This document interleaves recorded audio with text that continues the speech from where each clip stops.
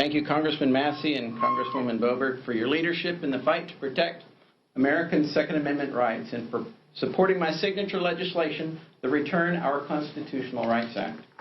As we saw last night, the Senate is recklessly moving forward with their gun-grabbing legislation, thereby moving our nation down a dangerous path of peril and lawlessness. Let me be clear. The Senate package is not a compromise. It's gun control, plain and simple gun control. It is abundantly clear, now more than ever, that we need proactive legislation to protect and preserve American Second Amendment freedoms.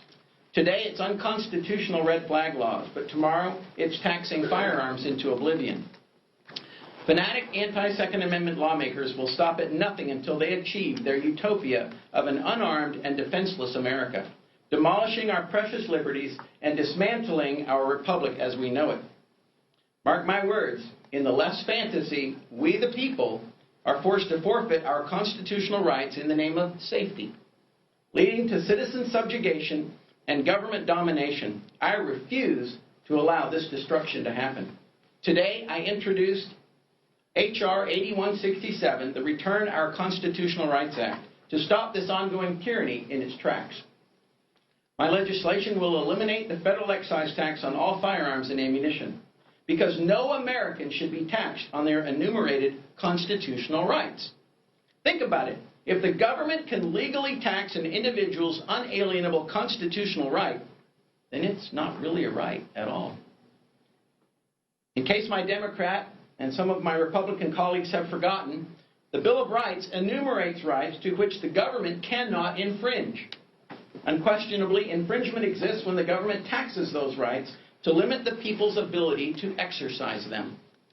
As assaults against Americans' Second Amendment freedoms continue to emerge, so do treacherous threats that seek to weaponize taxation in order to price this constitutional right out of the reach of average Americans. And if you can legally tax a constitutional right, even just a little bit, then you can tax it a lot and tax it out of existence. Ever since the Heller decision of 2008, when the United States Supreme Court declared the Second Amendment to be an individual constitutional right, how can you tax it? You cannot tax an individual constitutional right. And while some lawmakers are in denial about this threat, this is not a far-fetched threat. Just last week, a Democrat introduced legislation to impose an additional 1,000% excise tax on any type of semi-automatic firearm or standard capacity magazine. Under this draconian arrangement, Americans would encounter a $5,000 tax on a $500 gun, or a $10,000 tax on a $1,000 gun. A $20 magazine would have a $200 tax, making it $220. This legislation is purposefully using taxation as gun control, intentionally pricing firearms out of the reach and making them unattainable, leaving most Americans, especially in President Biden's broken economy, unable to purchase guns, unable to exercise their Second Amendment rights, and unable to protect themselves. I call on all Second Amendment organizations to step up and to support this bill.